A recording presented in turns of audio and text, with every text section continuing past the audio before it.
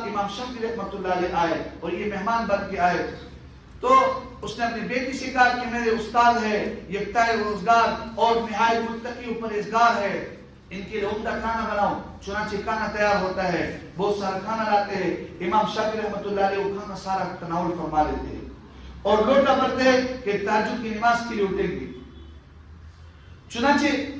صبح وہ لوٹا اسی طرح بھرا ہوا تھا۔ اس کی بیٹی کہتی ہے کہ آپ تو بڑے اپنے استاد کی تعریف کرتے تھے، ایک تو کھانا سارا کھا لیا اور دوسرا پانی تہجد کے لیے استعمال نہیں کیا، پتہ نہیں صبح کے وضو کے کیا کیا ہوگا۔